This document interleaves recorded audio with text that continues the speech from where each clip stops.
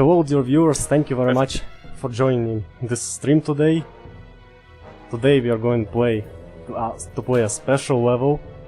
It's a level for Steelstorm Burning Retribution, and it's a situation where a fan-made level was so great that actually developers decided to include it in the official build in the game. That's right, when you just buy and install the game, you already get the level, so you don't have to download it anywhere. And this level is called City fKd by Peter Ward, and the Peter, author of the level, is here with me. Thank you very much for joining this stream today. I'm very happy to be able to talk to you. Awesome, pleasure. Be interesting to see what you think.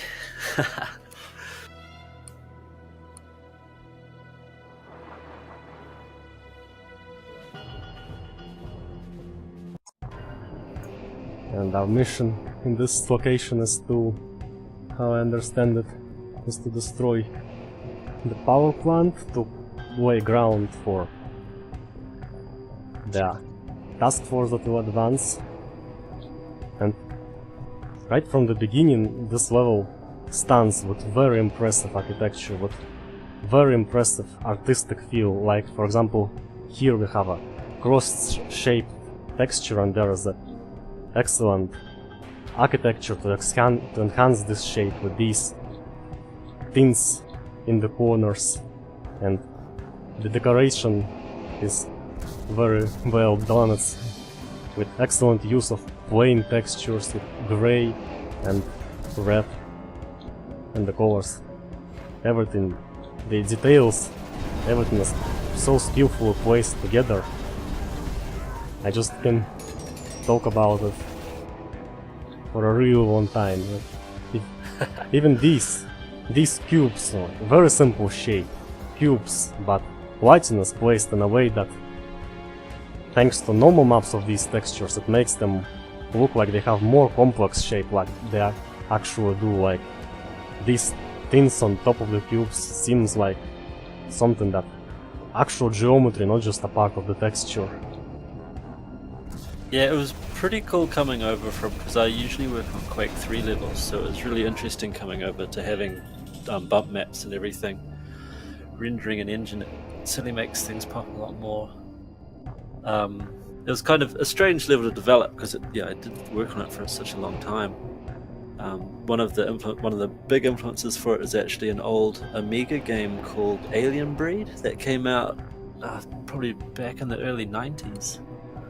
That's where I kind of got a lot of the kind of feel for the level. That's really cool. I think they actually made a reimagining of this game in 3 episodes these days. Yeah. No, I played 2nd episode and a bit of 1st, and I find level design there a bit monotonous and repetitive. And thankfully this is not the case with this level, where each location is absolutely a unique, stunning visual impression, and these wires that here and there have emit strong light. It's amazing visual accent. You know, it's like in music where the one note is sound louder than the others, and it's called accent, and here we have the same but with visuals and the attention to detail, these orange lights and these broken fans with dust particles that give feeling of motion to the level. Like it's not just a static picture but something that moves, and it enhances the location even more. And this very complex, very imaginative geometry, it's so imaginative. I'm even afraid of even thinking how much time and effort had to be spent to create all this. And the Steelstorm engine, actually, it's very similar to Quake 3 engine when it comes to making levels for it. It has terrain system. It has the same terrain system as in Quake 3. When I was going to make a terrain for my map for Steelstorm Sunset Canyon, I had completely clueless how to do it, because level editor didn't seem to have any tools, and Motorset thanks to him very much for that. He directed me to tutorial for Quake 3, and it turned out you're actually supposed to insert special brushes in the corners of the triangles, and that is how you define how the textures blend. It's a very long and tedious process, but it also allows you to optimize your terrain by making each triangle you render it individually. So in flat areas you put less triangles for more optimization. It's certainly a time-consuming way to do geometry, that's for sure. That's how he actually originally found me, because I was actually going to be part of the level team for Steelstorm, but in the end I didn't end up finishing that up just because of other life commitments, unfortunately. So this level was going to be an official map in the game in the beginning, but yeah, unfortunately life got in the way, so I didn't have enough time just to dedicate to full-time game dev. So unfortunately, I had to. That's very unfortunate, because yeah, the whole DLC for Steelstorm made by you, that would be completely awesome. But at least we have something that's very close to that. The time for construction was for this map. I think it was probably about 6 months-ish, not full time, but that's probably about the period. It was a lot of fun to build it. He found me in the Quake 3 community, just because my thing is I always make sci-fi levels, and so he was kind of it'd be interesting if you'd come and have a go. So this is kind of what I built. There's a few things along the way in the development which I found a bit frustrating, in terms of gameplay and things. It's a very two-dimensional game, which I think a lot of people really like. That it's that old school kind of it's pure shooter. But I was quite keen to have this. I was quite keen to have things like jumping. I thought jumping would have added something quite interesting in terms of just a different skill set that you'd have to use. You can make jumping, by the way, by if you go to the roofs of the buildings and then you jump from roof to roof with some careful placed pins and careful placed medkits in case you fall, you can pull that off. It is possible. Yeah, but the way I was thinking about it was if you could have jump jets.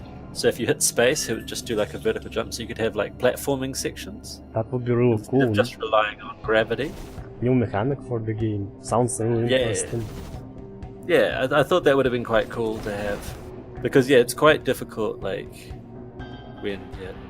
you can fall, and that's pretty much it. But it's such a neat game. When he showed it to me the first time, I thought it was absolutely unbelievable. For a little indie title, they did amazing. And the engine was great. Mapping was a lot of fun, just because I got to stick using the GTK Radiant tools, which is awesome. I use 1.5. A lot of people say that 1.6 or 1.4 is where it's at, but when I was making Typical Disaster the Lost Levels, I tried 1.5, but it was loading the textures. It took 5 minutes to load all the textures. It was completely unacceptable, so I had to switch to 1.4. Yeah, there's always quirks with the old Quake mapping tools, that's for sure. And this game is very awesome with its old school, its software feel. It has spores, it has system of leaves, and dead enemies do not disappear. Everything is like it was in 1992 with Wolfenstein 3D, and it even feels like it was made by id Software team, which was taken with a time machine to the future.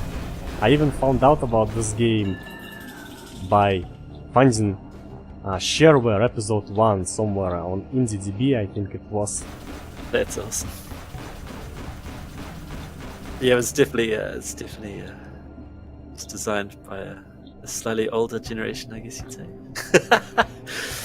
But we were all, I've been a massive Quake, id fan since Doom was my big introduction to them. I had friends who had PCs and they all loved Wolfenstein, but I never really got into that. So the first time I saw Doom, I couldn't believe it. It was one of those amazing moments. You just can't believe what you're seeing. and 1 month my brother eventually got a PC, and then 1 month I bought a gaming magazine and it had a wee Doom level editor on it. That's how I started making levels. Just kind of kept on doing that since about the 90s. And I did Quake levels for a while, and then yeah, about 2001 I just got right back into Quake 3 level editing, just because I played Quake 3 so much. Like I was really into Rocket Arena, just because it was kind of like Street Fighter and Quake, just quick rounds and all skill. And yeah, just started building levels, and then ended up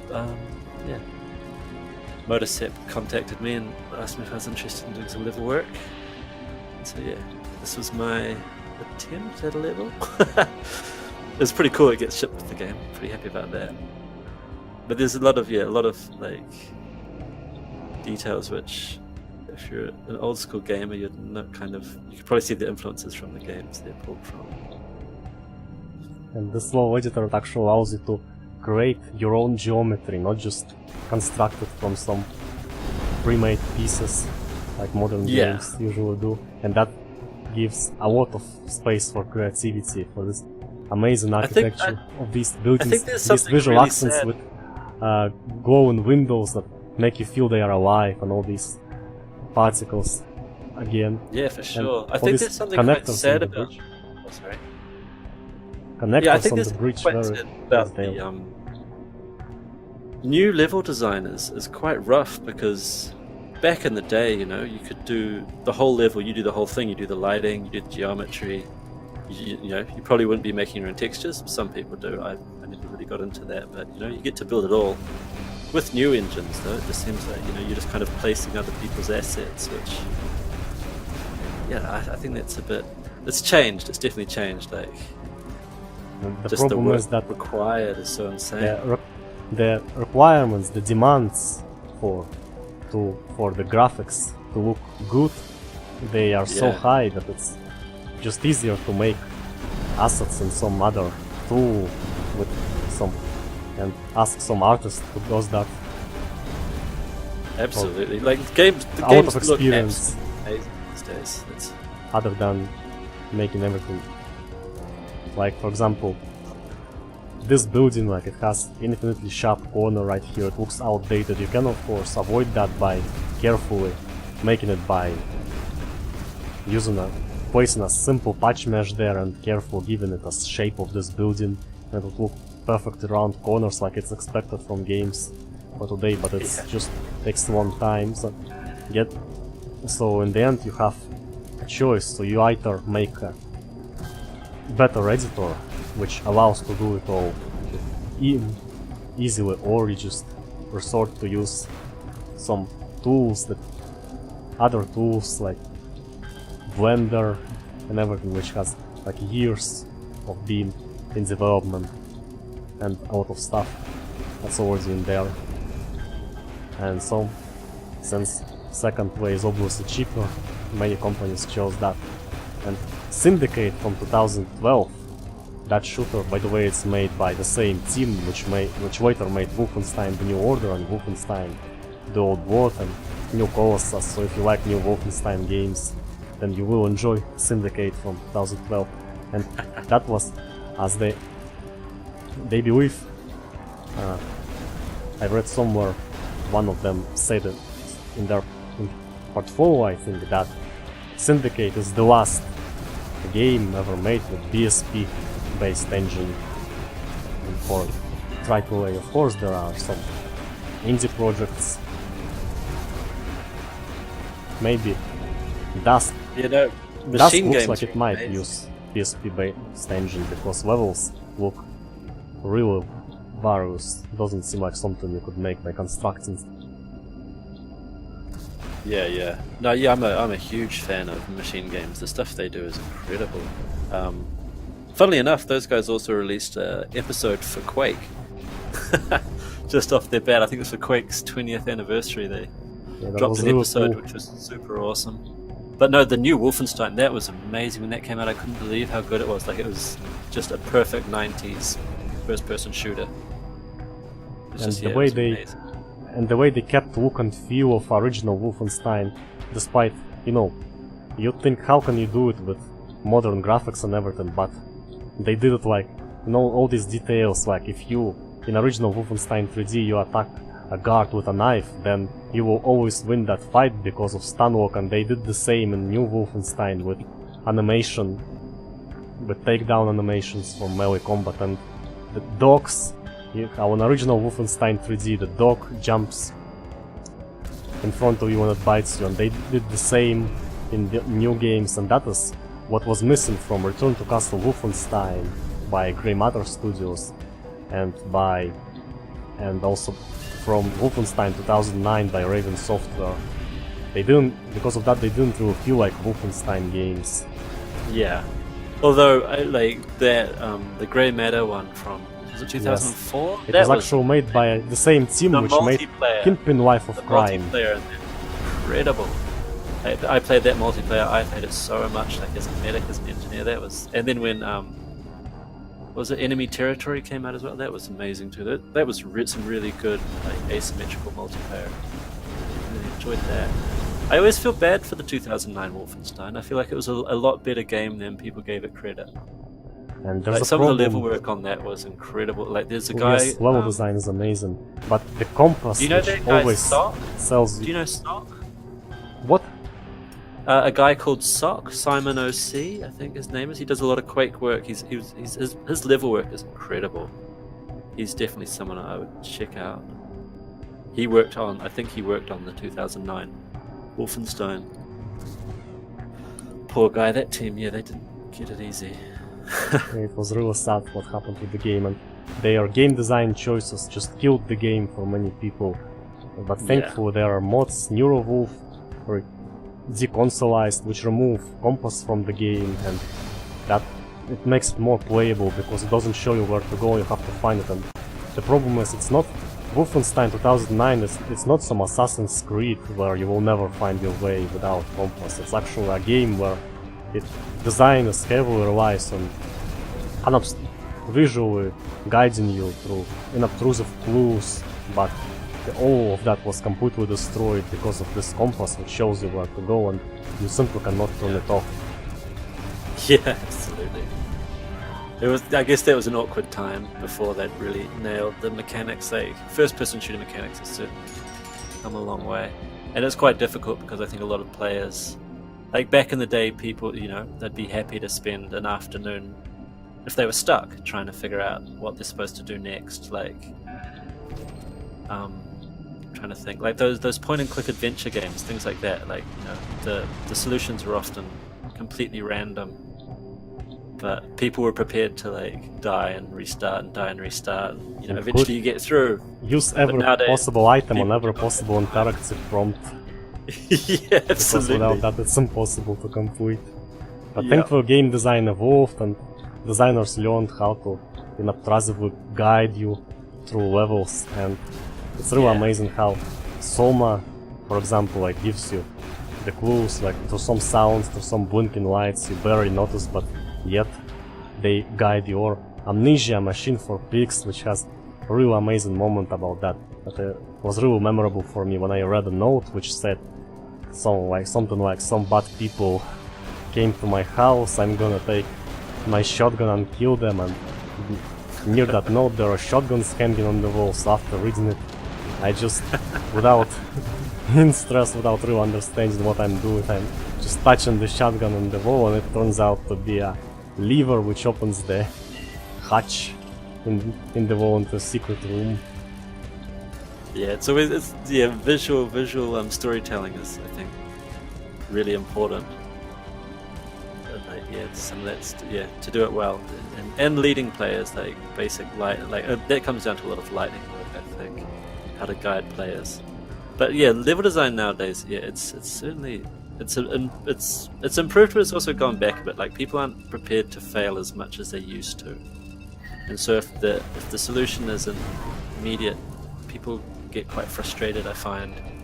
So you've got to really guide people through, or just do what a lot of people do and have the old compass with the arrow telling you exactly where to go. But yeah, pretty neat, some of the stuff. Have you played the Arcane Dimensions 1.5, was it? That Quake Arcane Dimensions. mod that I've came seen out? the screenshots. It looks absolutely amazing. The amount of detail is incredible, and I will of course wait for some point because it's just stunning how well it is done. Yeah, I'd highly recommend it in terms of it's amazing what they've done in terms of taking the basic, like you look at all of it and it looks like Quake, but it's modern. Like the detail is incredible. Just the way they've evolved the theme. I think that's probably some of the best BSP work I've seen ever. It's mind-blowing stuff. Super impressive. Especially for a free mod, it's unbelievable. But unfortunately, I don't think we're going to see a lot of BSP. Here we have a very interesting puzzle, and it demonstrates how important it is for a designer to play the game they are making the level for, play a lot, because this is the only way to come up with some original ideas. Like, I don't know why it doesn't work, but this time it worked on my previous playthrough. This turret is supposed to resurrect rocket turrets, so this leaves you impossible to advance, and it's a puzzle which is supposed to be solved this way by using nerf.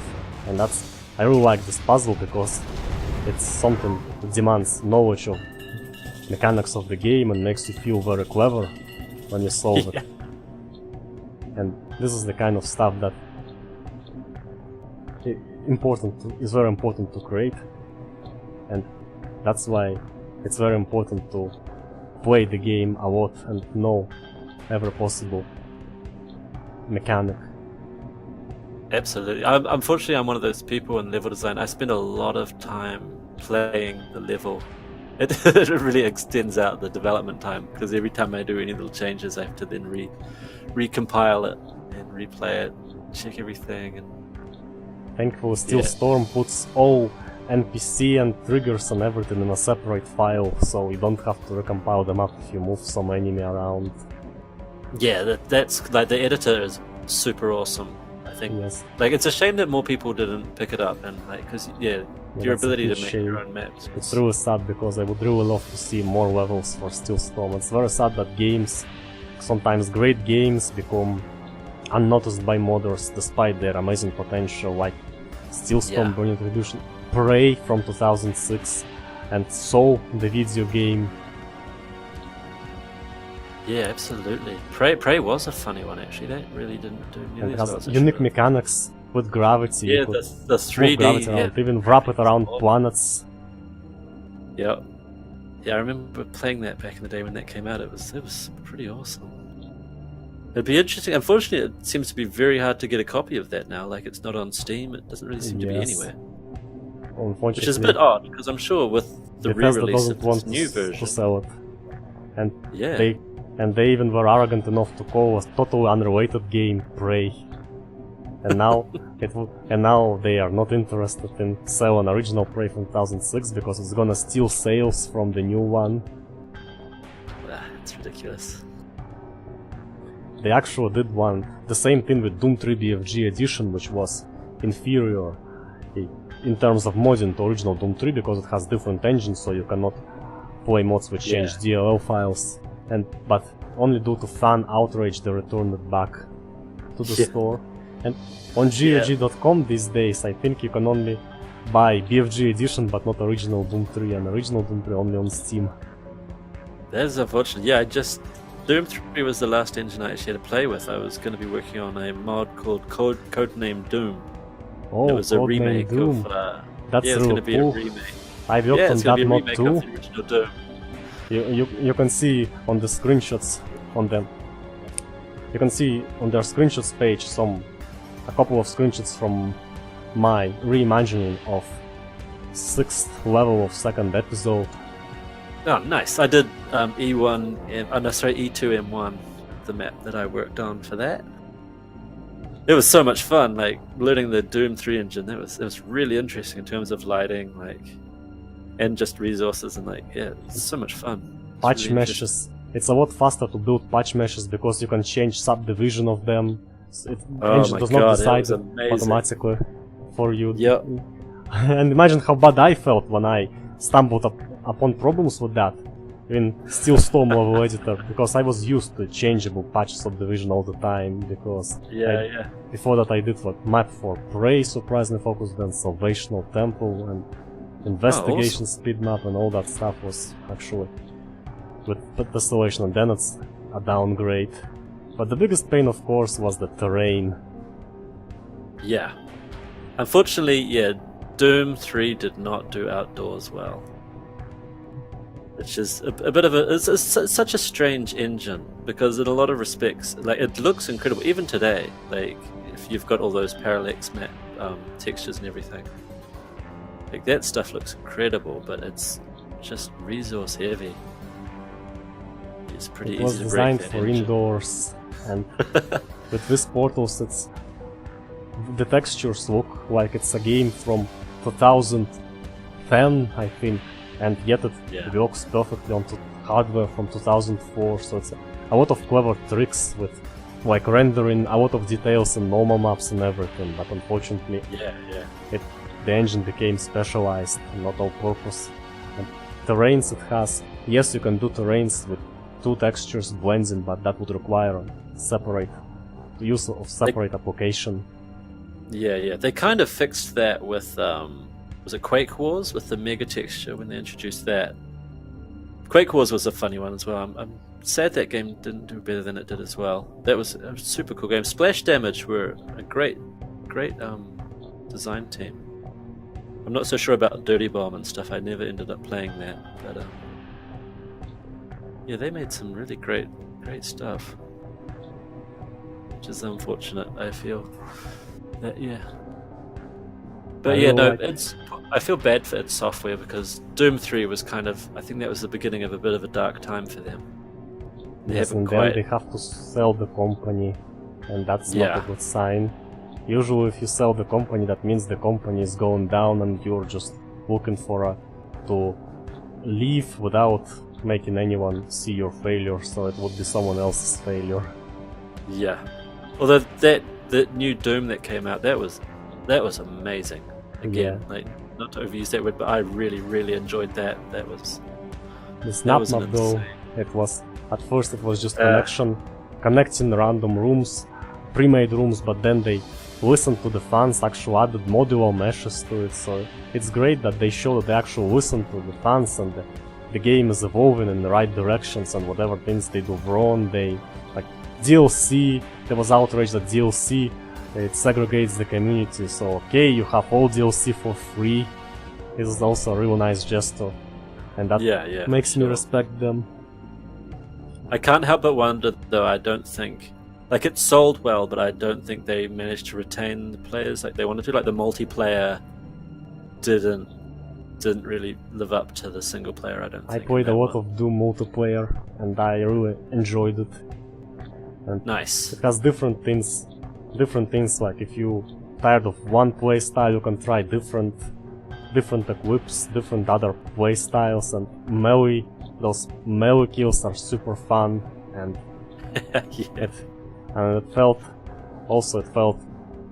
really enjoyable for me, because the game was balanced, because I didn't meet a lot of overpowered players who are overpowered because they have played too much, and that also was a huge factor for me for enjoying the game. It's always good. Yeah. I feel bad about SnapMap, because I only really messed around with it when it first came out. So I'm not sure, it'd be interesting to actually have another look at it, see what they've changed. So have they made it so you can actually build your own geometry and stuff now, or is it... No, not your own geometry. Blocking volumes, you can texture them. That's the way you build your geometry. It's in a way similar to brushes, but it's still pretty limited and not looking very good. Yeah. But if you try to make a classic map with classic textures, that's gonna look a bit better. But still not... it's not gonna give you the power of GZ Doom engine. Yeah, absolutely. Because and then after that, of course, Rage came out, and that didn't do as well as it should have. I really enjoyed Rage, but I wish I could see what happens next. The pacing on that game was quite broken. But the technology was incredible. The first time I loaded that up, I could not believe it. And you can still see that they're working very much like it was definitely an extension on Rage technology. Its engine. Yeah. Rage levels in Rage, there are modern levels. They are real 3D art, drawn by artists. With brushes, not brushes as pieces of geometry you place, but brushes that artist holds in the hands and draws a picture. And with these brushes, they actually were drawn in 3D. It was it received a lot of awards from art galleries, and it's from the point of view of art, it's really amazing, but it's also very expensive to make. So The Evil Within, Doom and Wolfenstein games, they didn't do the same because it's just too expensive. It requires too much artists to make every piece of geometry unique. But that's the tragedy of Rage, is that it's a technology from the future which arrived too early, and we are just not ready for that. We cannot invest that much in games currently. We cannot produce the required content with the price that would be acceptable. Yeah, absolutely. And it also, pretty much shuts out the mod community as well, in terms of level design, like level editors and whatnot. But, just don't have. And to play a new level, you have to download gigabytes of data. Yeah. That was pretty unfortunate, but that game was amazing when it came out. It was very exciting. Too bad that it didn't do as well as it should have. I think Tim Willits has had a hard time as a design lead. His games don't seem to stick, which is a bit unfortunate. People weren't happy with Tim Willits because he promised that Rage at launch gonna have level editor, the type editor in the console, and it's gonna work, but that never happened. Actually, it's a return of Wolfenstein 2009 fiasco, which the same thing happened. And they promised level editor and never released it. But with Rage they did, but it was too late. Yeah. Was that Wolfenstein 2009? That was running on the id Tech 4, wasn't it? It was running on the Doom 3 engine. It basically two games. It is multiplayer and single player. Multiplayer is working on modified engine of enemy territory, Quake Wars, very little modifications, so it's possible to make custom maps and mods, and there are a few of them were done, I think, but single player is a different engine. It's heavily modified, and that is why it's impossible to make maps and mods. Only extract archives, change some scripts, and that's all about it. Yeah. Cool. New editor is not available, and the formats were changed too much. Yeah. Figures.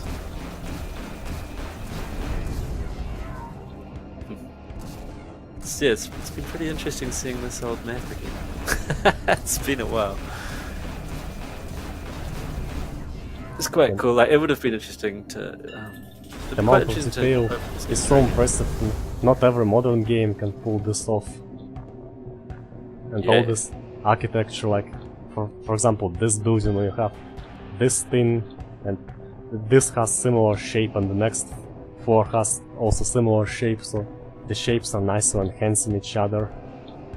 And this is also amazing use of textures. It makes the thing looks more complex than it actually is. Like here it's basically flat surface, but again texture with normal maps and well-placed lighting. And this is some really small detail that gives you a feeling that it has some history, like it's some hatch that some workers actually pull these things and they open it and there's something inside, and your imagination works when you look at it. It feels like it's alive. And these holders for pipes, usually it's not just some flat surface that pipes stick in, but the whole things that it's always amazing when detail is done more than necessary. Like in Power Slave DOS game and Build Engine, they didn't have to do all these small details like the fire from your flamethrower, which changes its direction when you turn, but it makes that it turns itself off in the underwater, but it makes the game a lot more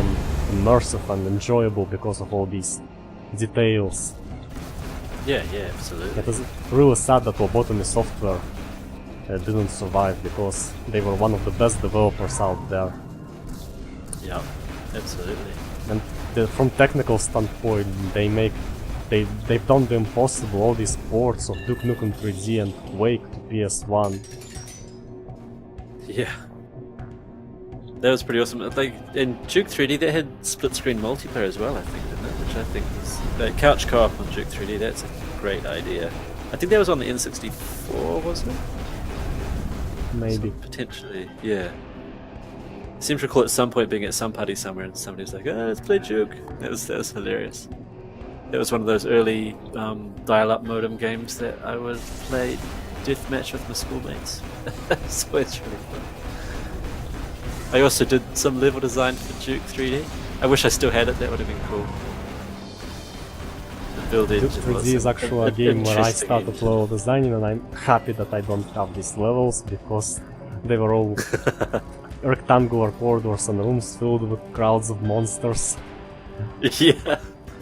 No, it was just funny just learning the tools, because the documentation wasn't really there, so you just trial and error and rip Build their engine. levels apart and see how they I do tried things. some like, editors for Doom. I couldn't understand them, but build, it's very easy to understand and to start doing Did something. you ever have to do that thing with with the chain explosions, and that was by getting those exploding canisters and shrinking the sprite down? Stuff like that, like little yes. hacks.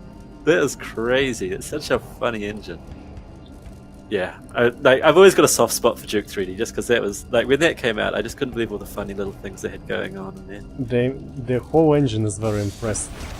I played with all the games Witch Haven, Power Slave, and Redneck Rampage. Redneck Rampage has, especially their latest, Rights Again in Arkansas, that has the best graphics when it comes to build engine. Like, all textures are bigger, and they are even drawing lights on textures. That makes you feel like the lighting system is more realistic than what it actually is.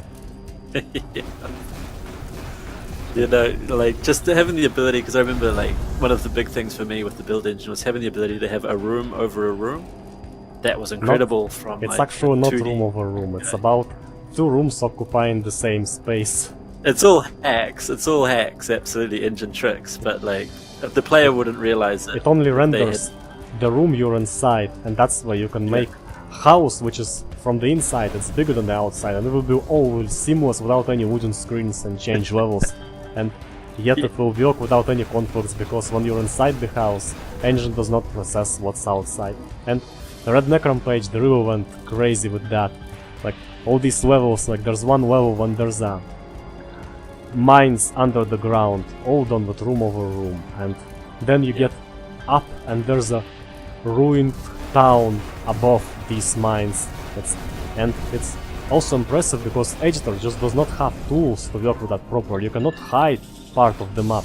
Everything, you see everything, and everything overlap together, and it's not convenient to work this way, but they still managed to pull that off, and that makes their work even more impressive. Yeah, no, the build engine, that was the second edit that I learned, and that was awesome. Man. That was and the fact that it came with the game, that was super cool too. It was quite interesting, because back in the DOS days, obviously. As a kid, I just kind of dir.exe, see what's there. It's like, what is build? Type it in. This thing pops up. I'm just like, oh my god, it's the level editor. This is so awesome. Yeah. I wish we had more things like this. Unfortunately, many companies don't release level editors anymore, and when they do, often just their games get unnoticed by the community. But sometimes there miracles happens. Like, for example, level editor for Turok and the new remastered edition of Turok by Night Dive Studios, and level editor, which everybody waited for a year, and then it finally was released, and before nobody even could even dream that something like that. I think it's pretty cool that Bungie came up with that Forge system for Halo. I think that was really cool. I wasn't a big Halo player back in the day, just because I was more of a Sony guy than Xbox, but those Forge tools in Halo, that was amazing, some of the stuff people were creating. Like, I think more game companies should do that. They should trust their fans to just enjoy, the content they're creating. It's just insane. And like, if your and also community unlocks potential of the content, because fans can create things that developers never thought of. Yeah, absolutely. And also, it kind of, you're practically training the next generation of kids to come through and make the new games. So I feel a bit bad that kids, they don't have this access to like mod tools like they used to be, and just whole mod communities. I mean, they're still around. I mean, the Doom world community is still huge. That's pretty amazing. That's quite inspiring in a lot of ways.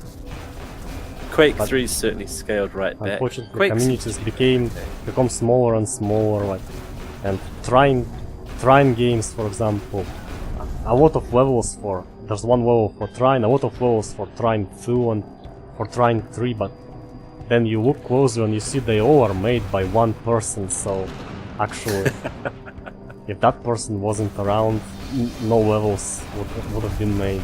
Unlike what it was before with Doom 3, when a lot of different levels, Gears of War, and Quake 4, Quake 2 and 3 and first. Yeah, absolutely. Quake 3 is probably the last game I've been editing.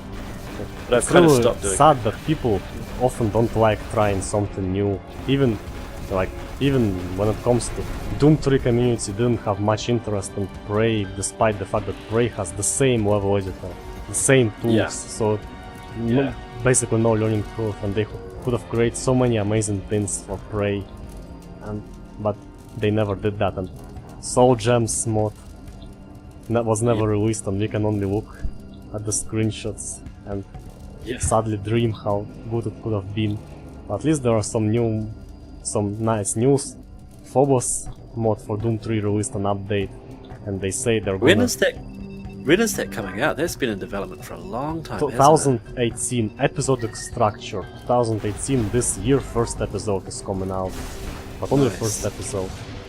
Yeah. Actually, I've been they said that for a long time. SOMA was inspired their storytelling, and that's really cool because SOMA has a very thought-provoking story about how bad things can go with technology of the future.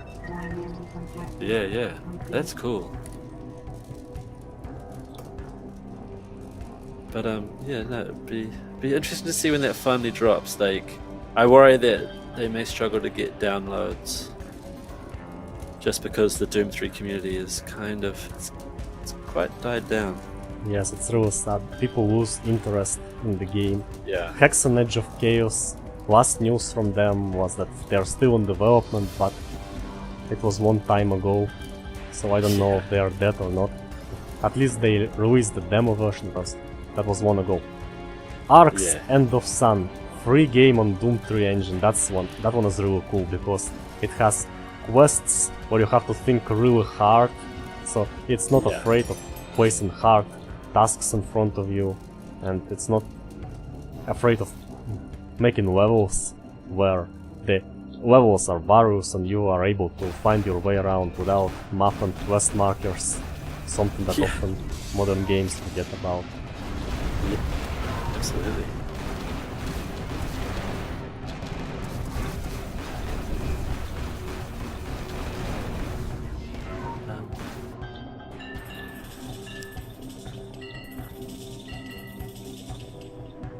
I really like how the architecture works here, like you have this cross-shaped texture on the floor and there's a custom cross-shaped geometry which enhances these textures, and it has a red and a little of green which would nicely look together.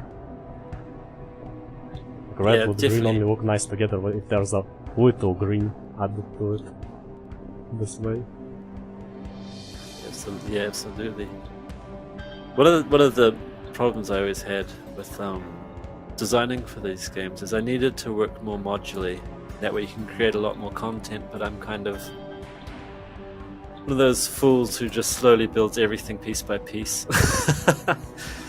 But it gives it, I think, a bit more of a handcrafted look to it, which I think is quite nice. Yes. But unfortunately it means that development's a lot slower. It's always great to to have to play something that's handcrafted, because if something is generated, if there's just some generated terrain and everything in some randomly placed rocks and buildings, it feels soulless and empty this way. Like in the Assassin's Creed games, when they have a level editor where you basically just draw a way out of the map and it makes you the city with modular buildings automatically, and as a result it does look good, but you cannot find your way around and have to rely on quest markers, and that's something that Gothic 3, for example, that's the game which does not have this flow, because every level in it is handcrafted and every part of each level is different from what's everywhere else. Nice. And that I makes you haven't played see that one. where you are and understand it, and you don't need quest markers. You can just get directions. That, and you'd have to work with some kind of landmarks would probably be the trick there. Yes. Each place, and landmarks are not enough, because Assassin's Creed have them too, but still it's not the only game you can find your way around without quest markers is first Assassin's Creed, but another, everything just looks the same, you cannot find your way, but because everything around landmarks looks the same, so when you're in a huge part of town when there's no landmark in the vicinity, you cannot understand where you are, and that's the problem. Yeah, that's true. And uniqueness, that's the key for that.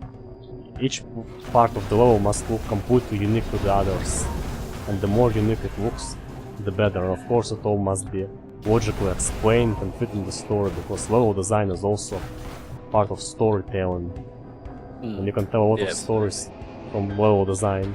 Like if you make a broken glass and put a chair, then the player can feel that something can happen. They can restore that in their mind, that somebody broke the glass with the chair. Yeah, absolutely. Or a little trail of blood going somewhere that leads to something else, like health or something. Just that kind of visual storytelling. It's pretty important for sure.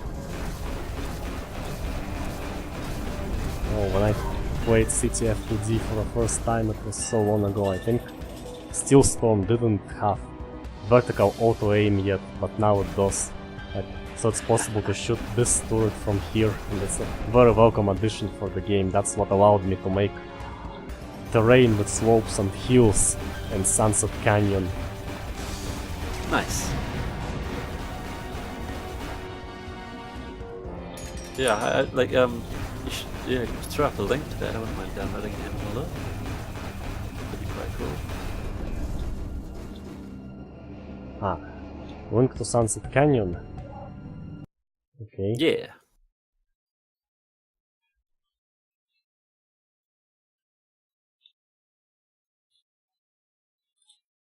It's it's an interesting game, this one. What's going on here?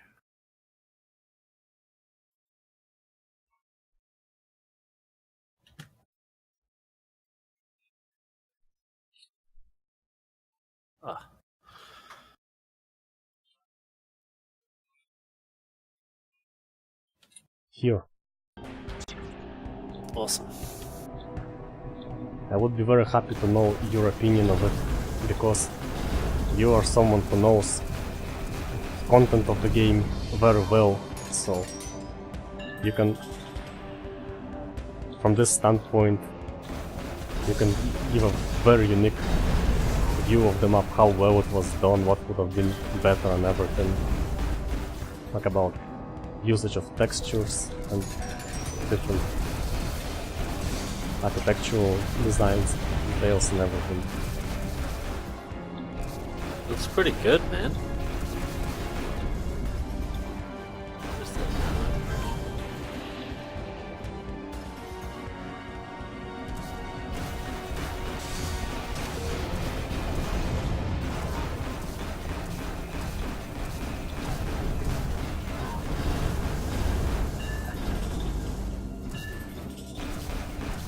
God, I have to. So I'll show you my E2M1 Codename Doom level. That'll be. It's pretty funny. It was a lot of fun building them. Like I was gonna do more, but unfortunately, I think that team aren't gonna finish. Yeah, unfortunately, there's just not enough interest. It was really sad because the mod looked very promising and all these new monsters which were in 3D, and they captured look and feel of original monsters perfectly. Yeah. And this pinky demon, what a great idea!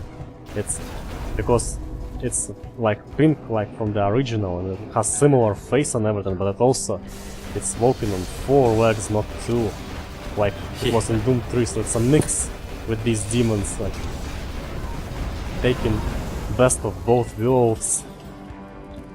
And zombie soldier, everything. All these monsters look really amazing. Yeah, that was a bit of a bummer. They had like a lot of things going, because the guy, that was another one when the guy contacted me. I was like, hey, we're looking for level designers. I was like, oh, absolutely, that's fantastic. But unfortunately, I think by that time everybody else had quit. So I was kind of talking to this dude every day and doing heaps of level design. It was a lot of work, and I was kind of like, well, hold on, is this actually happening, or am I like the only person actually doing any work on this thing? And he was like, yeah, you're the only one actually doing any work. So it's like, oh, okay. But they got like, I think a lot of people created a lot of content, but that unfortunately is never going to get past the post, unfortunately. But I'm not sure. Yeah, that's very sad because so promising mod. Yeah.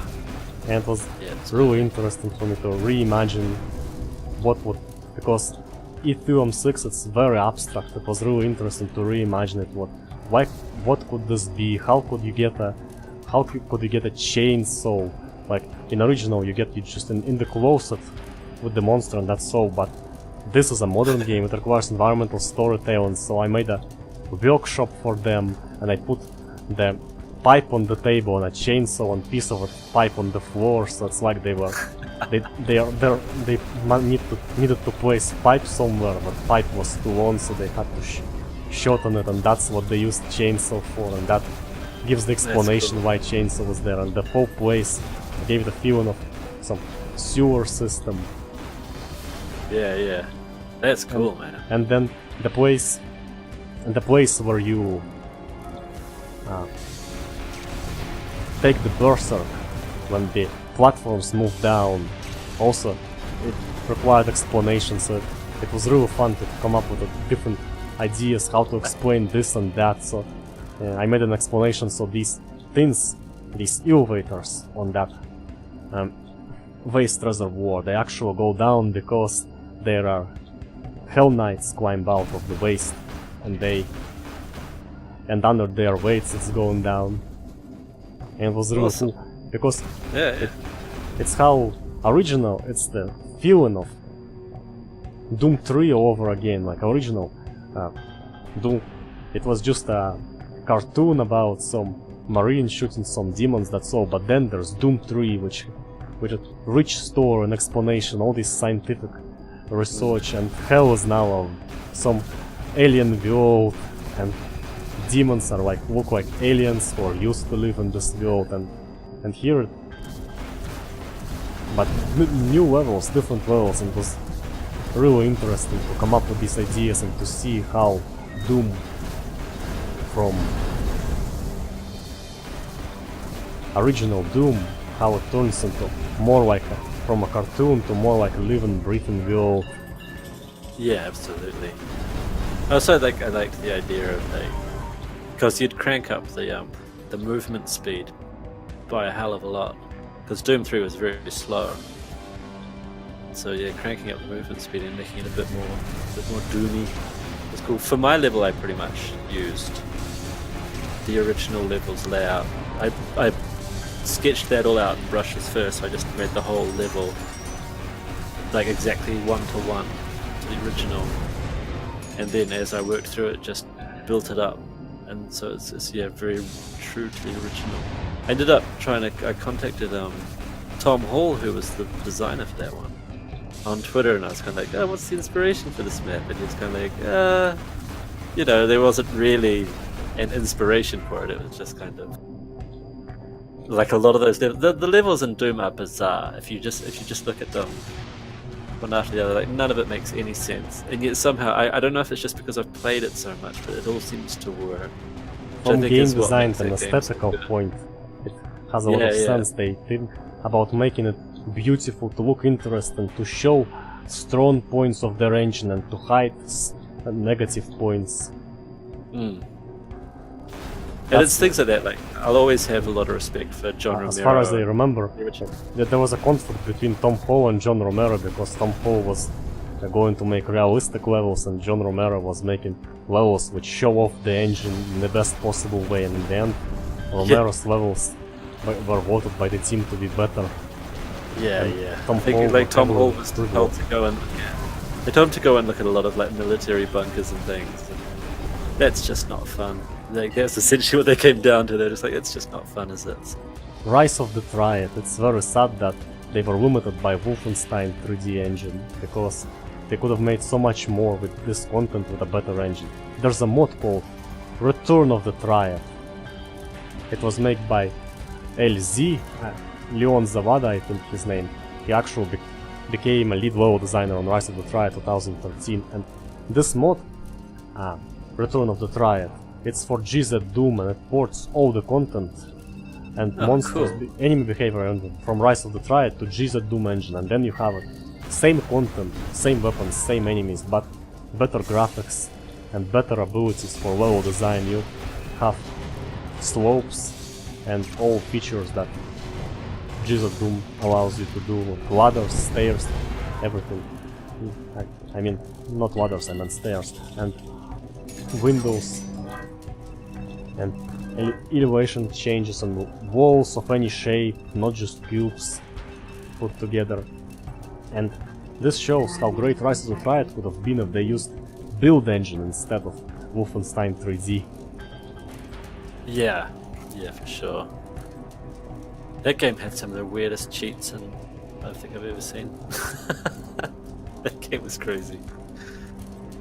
Rise of the Triad 2013 is actually a game which looks really cool and full of soul, because it's very different from all the others. And it's unique level design, which is all about unorthodox practice of making things they don't have with things they have, something that shouldn't have worked, but it did work by some miracle, and the game became great. And it was really amazing at the time because of their philosophy to make the game not the way that is right and professional, but the way they see it, to have it their way, and that worked, and it looked so amazing in the end. And it's also another game that was unfortunately overlooked by modders. They're not really overlooked, it has situations similar to Kingpin Life of Crime. It has a small dedicated online community which plays the game from time to time and makes a lot of multiplayer maps, but single player maps are very few, and some of them are not even working because, like Triad base for example, it doesn't work because it was made for older version of the game, and with this installment of Unreal Engine 3 there's a problem. If the game is updated, all maps have to be recompiled, and some maps were never recompiled by their authors, so they became impossible to play. Yeah. It's one of those weird things. I guess you've really got to include your source file in your zip. That's probably a bit of trouble. Then you don't want people kind of ripping your levels apart. It's a difficult one. Well, I guess if you're just making free content, you just got to throw it out there, I guess. People who rip levels apart usually do it because they don't have their own ideas, and these parts of levels, others levels, just look disjointed. There's nothing quite as strange as going on to Steam. People who have imagination, they don't need that, because they have a few of methods of changing the image. They can just, find some idea on a level they like. They don't need to copy and paste that, because they can just make a level with similar idea, but also looks completely different. And Yeah, totally yeah. doesn't look like it's stolen or anything. Yeah, absolutely. Yeah, no, it's interesting stuff. Now, another game I think is quite interesting that probably didn't get as good as a go as it should have was probably Daikatana, as infamous as that game is. I've got a soft spot for it for some reason. Like, it's a game I've been considering level designing for. Because apparently there's still a community out there who play it regularly. It's still getting updated. That's one of many games I think I should play one day. Because Yeah. as far as I heard from, it's actually a great game. It was plagued by bugs and too high system requirements at release, but patches, all latest patches, as far as I know, they fixed everything. Like with Gothic 3, where it also wasn't playable at the beginning with all these like wild boars which attack with the speed of a chain gun and very quickly bite you to death, but then it all was fixed. And even with latest community patch, which is included in the game officially, there's even a battle system was changed. It's not about clicking on enemies till they die anymore. They actually learn to parry, to try and walk around you, and it became more interesting even in this aspect. But what they couldn't fix is the background looting system is very slow. Game is going to lag every time you walk around, even if you install it on an SSD with a modern gaming computer, it still would not work smoothly because it's that unoptimized. Yeah, it's unfortunately you can't just throw raw power at bad programming, can you?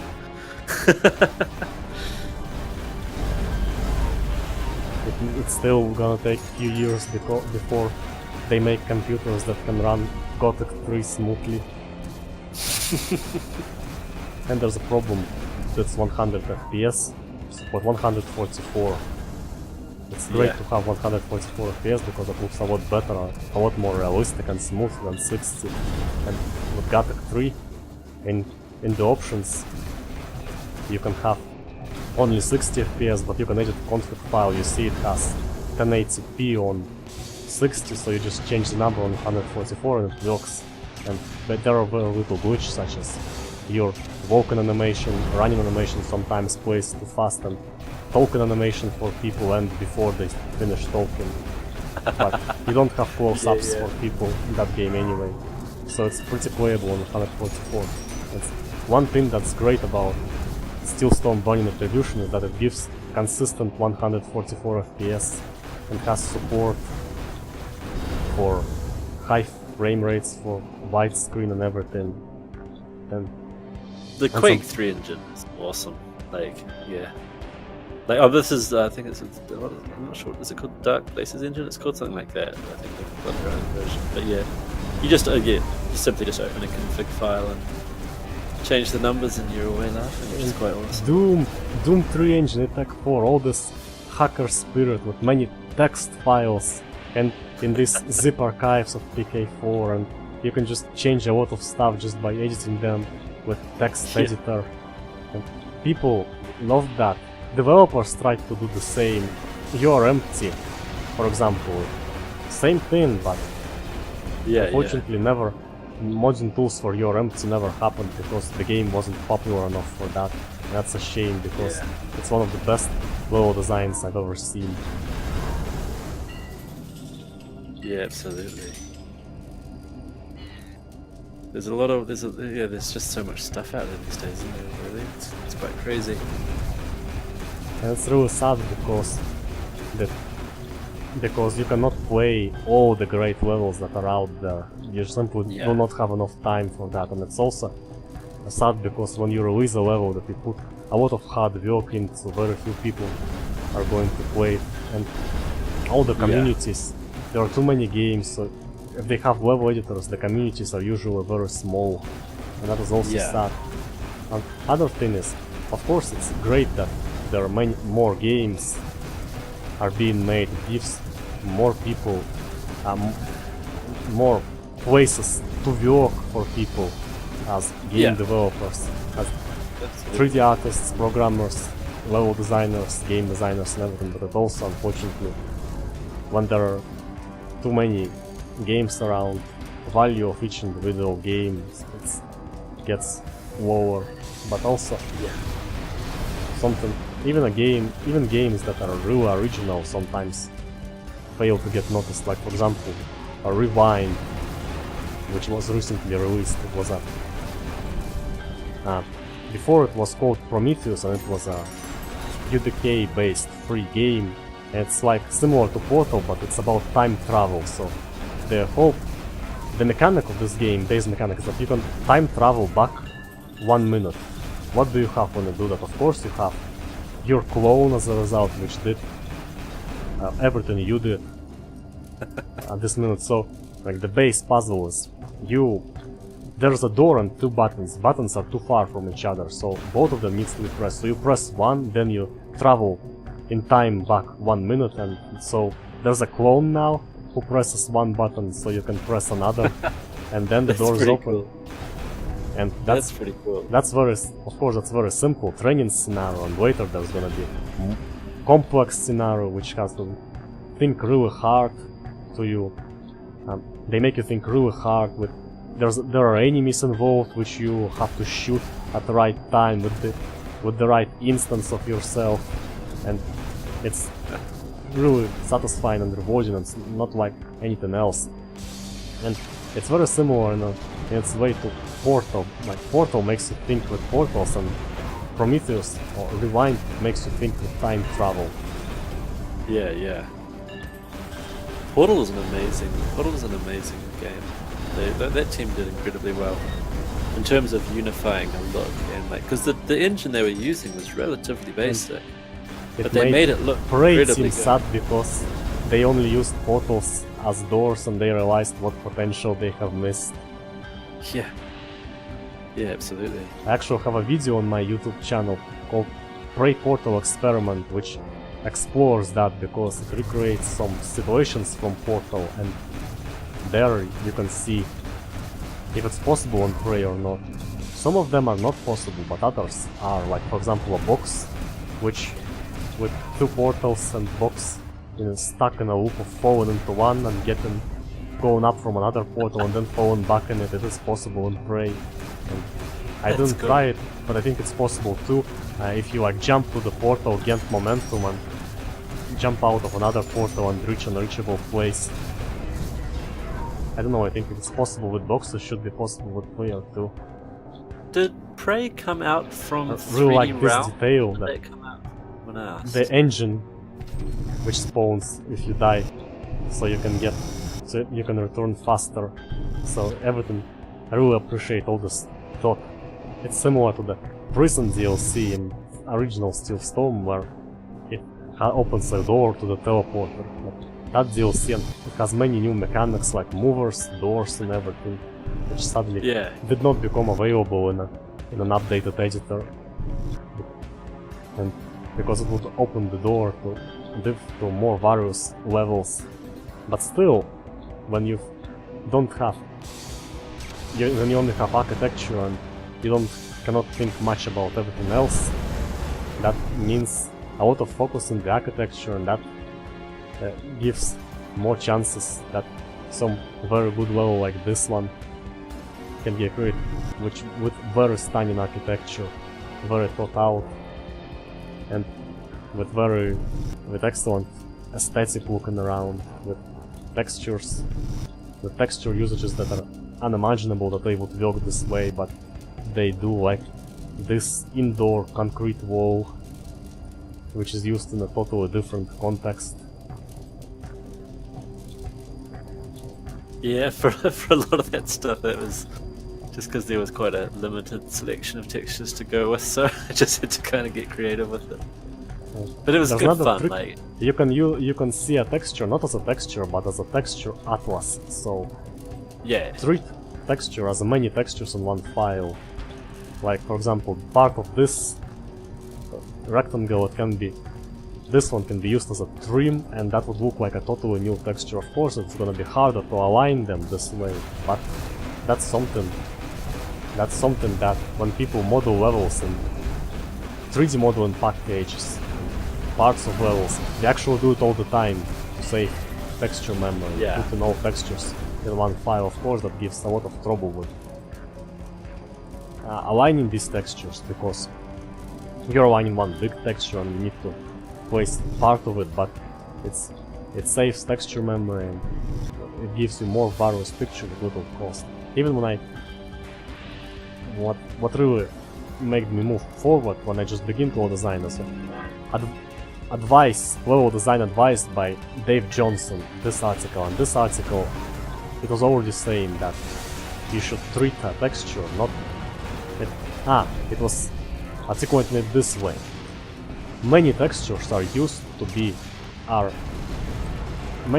are designed to be used across multiple surfaces, and that's how you can, like for example, this texture, one of these rectangles can actually be on another brush which is getting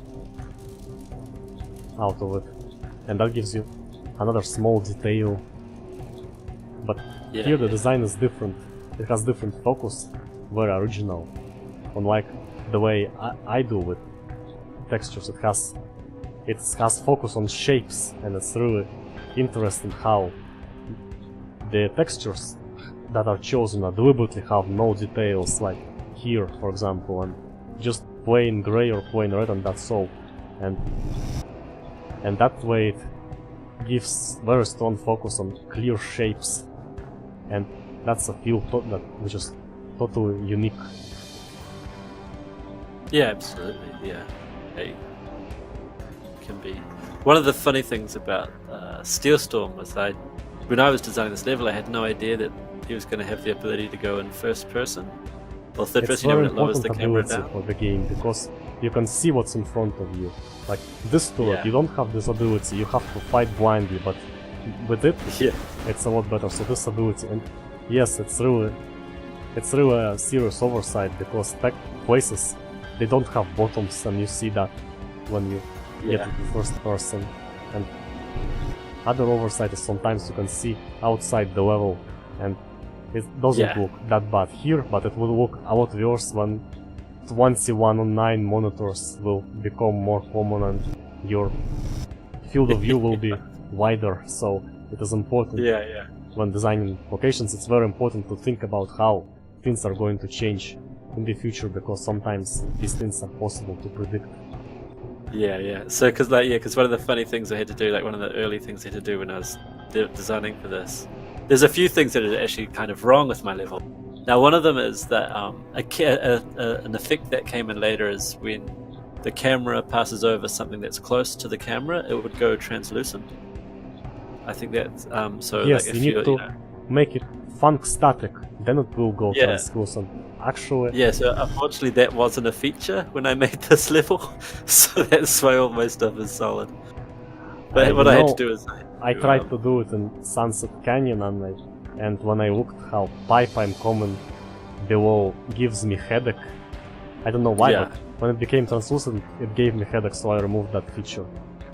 But this girder, like windows, it's not only gives a feeling of a story that there are windows, there might be people walking in there from building to building, but it's very important to have these things in a top-down shooter. Why? Because it gives perspective to the picture. You see, you have this foreground and the background, the picture gets strongly divided by those, and that gives you perspective. And when you are abstracted by something, and this is really amazing, because this nice glass texture, I even overlooked that one. I had no idea the game has it, and I never used it in Sunset Canyon. It's very bright, it gives visual accent, it also closes the player from the view and again gives perspective. Z Hunter for Doom 3, it's like, this is what I really love. It's a great mod with very high variety of levels and amazing music, and it's a top-down shooter. And it uses this trick a lot to hide the player with some jitter or pipe, and this way create a feeling of perspective, and that is very important for top-down shooter. But perspective in general is very important, and it should be thought about when making levels. It was one of those things where, I had to try and because like most of the action of the level is occurring just on a one-dimensional plane, like you have to add depth and height and stuff just to keep the eye interested, so it doesn't get too. And vertical auto aim wasn't available at the moment, and that was also limiting. Yeah. But yeah, that was funny when I started. So I basically had to do a test map where I put a player start, and I built a whole bunch of different levels of heights, and then I just drove over it, saw which one would clip the camera. So it's like, okay, that's too high. So you just kind of have to work as close as you can. Like if you see it right at the very start of the level, when you drive through, there's that corridor that leads to that kind of big reactor thing with the lava in the bottom. Those heights were like as close as you could get to the camera before it clipped, which is but yeah, it was a lot of fun designing this because it was so strange coming from a first-person shooter I design. don't think the camera can clip. I think it moves down. up. I think it moves up with the player. So if you just make the actual room you're inside higher, then it shouldn't clip through the ceiling because ceiling is now higher. Yeah, right. Yeah, no, it's quite odd designing this game. It's just like nothing I've ever done before. That's for sure.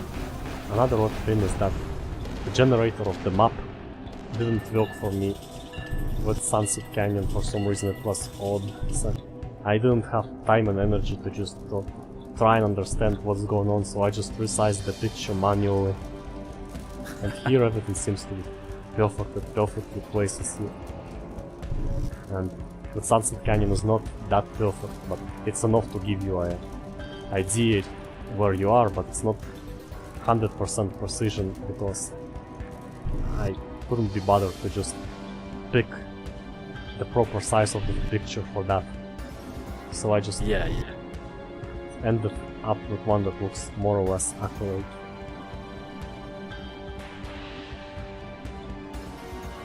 Awesome.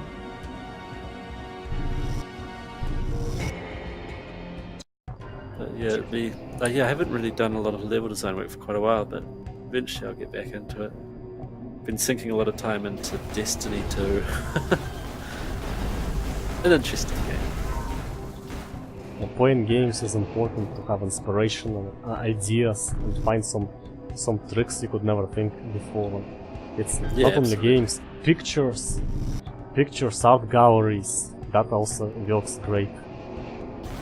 Travel, I think travel's a really important one.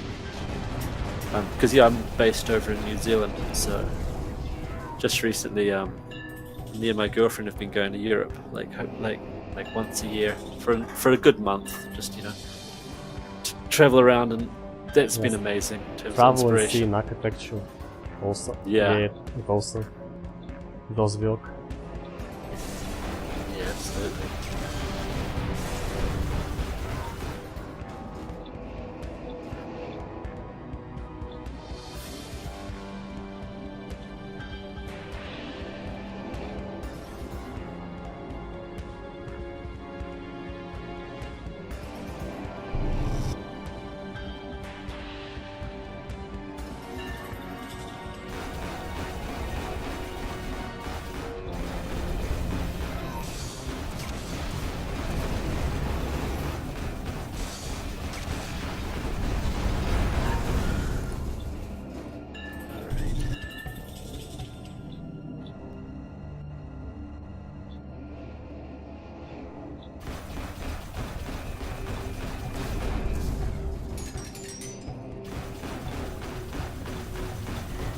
So what was your first level? What was the first game that got you to open up an editor? Duke Nukem 3D. It was called Monster Tunnel. It was just a long rectangular corridor with few turns, full of crowd of monsters. But first real level, it was typical disaster. Lab A from typical disaster mode for Half-Life. It was actually, I started at about 2004 or 2003 I think, but then I stopped in 2006, and then I made Dockable Tiger mode for Freelancer. That was also very cool to find out that there's some location in the game that is not used, and bring this location back, make story for it. Oh, cool. But Freelancer has its locations, they are not really like levels, it's about it has two engines, space flight and base, and on the base it's just basically renders model, and there you show where the player stands and where there are NPC to talk to, what camera positions to use when the player talks with them, doing the generic talk animation, but that's about it. And first high quality map that I made, that was surprisingly focused. For Prey I started it in 2008 and released it in 2009. The game I was very impressed with, actually. Radiant editor, I couldn't understand how to use it for years, and Valhammer editor seemed to be easier to me, but Prey, I enjoyed this game so much and it inspired me so much that, I don't know, some miracle happened and I suddenly started to understand everything, and I could finally start making a level. Nice. But that was, unfortunately, it ends with to be continued because I was too optimistic about planning, about having, and I didn't realize that I have a lot less energy than I think I have. Yeah, for sure. Yeah, one of the weirdest things that happened to me was I did a bunch of levels for Unreal Tournament back in the day, when Planet Unreal still existed. And so I did a map called CTF 433, which was a weird one, and this was like early days of internet, and I just changed cities, so I didn't have internet at home for a while. And they kind of one day one of my friends sent me a link. He's like, "Oh my god, check this out!" And it ended up being a League map, and it just suddenly had like a crazy amount of downloads. And there's nothing stranger than when someone else has remade your map and the newer engine of the game. And like, it's quite flattering. It was quite cool. I was just like, "Oh my god, that was super awesome." That was probably like, that's the craziest thing that's happened to me, for one of my designs at least. There's nothing more flattering than a huge audience playing your map. I think, like, just being able to produce something that is giving people joy, I think is like one of the coolest things about being a level designer. Like for these old games, especially just from the when you're just doing it for free, just because it's something you enjoy. I think it's a great thing about moddable games. That's for sure.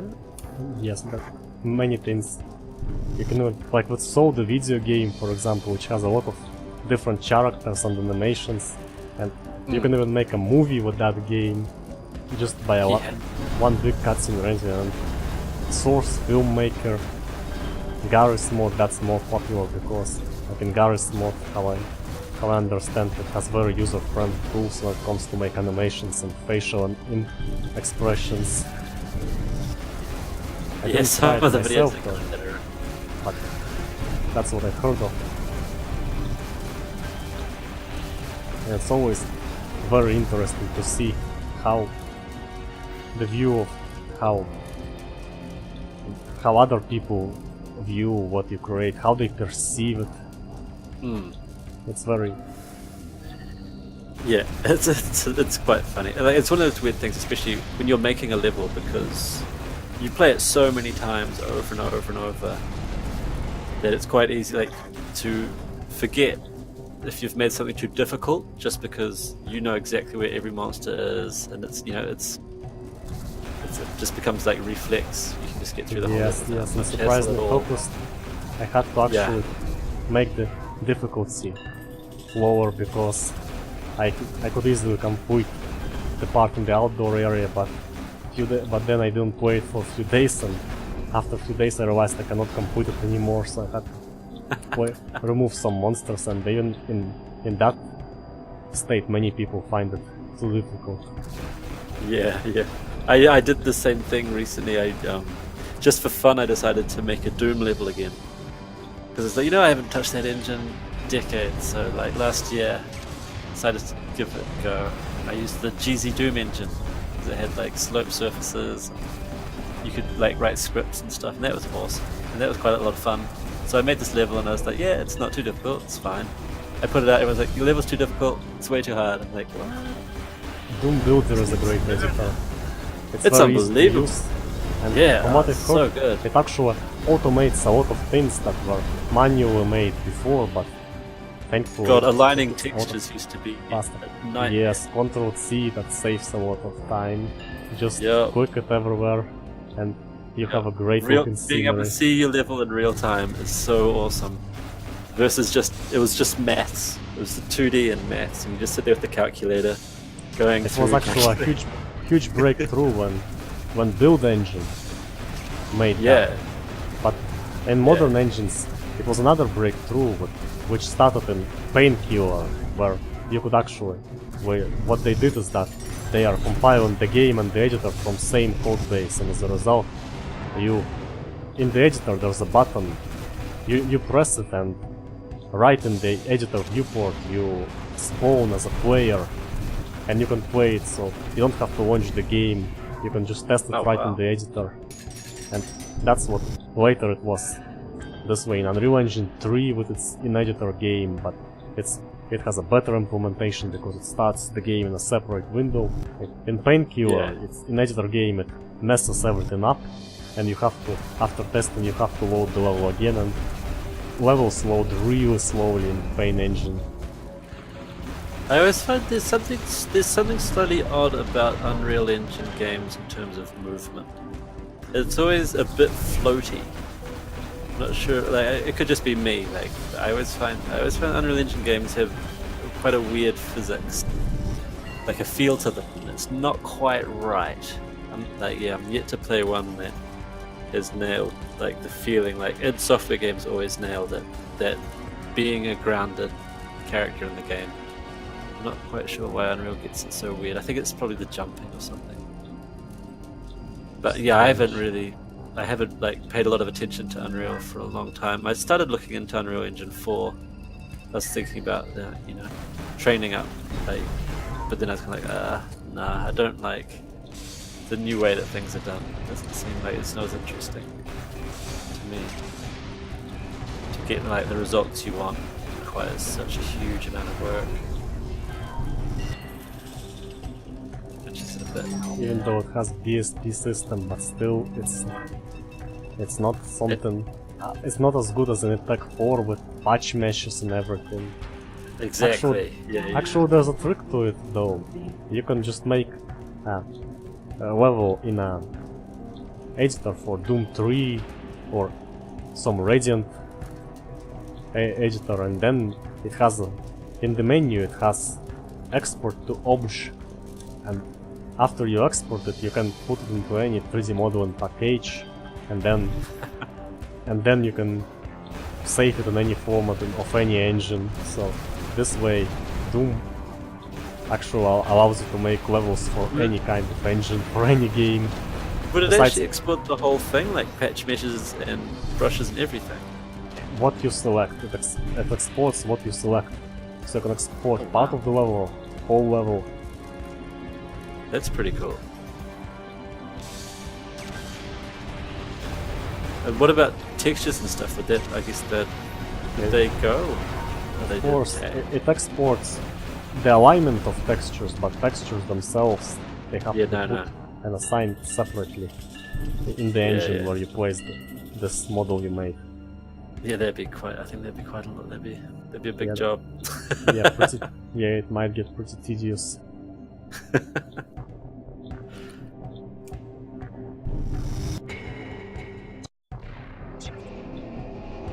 Times.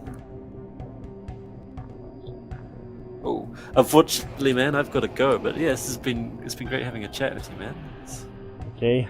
Good third level in action. Then it's time to say goodbye.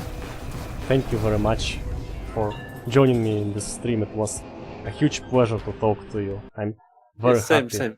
It's always great to have a chance to talk to like like-minded person. Absolutely. Man. Thank you very much to everyone who Cheers. watched this stream. It was a huge pleasure to run it for you, and till next time, goodbye. See you later. Cheers.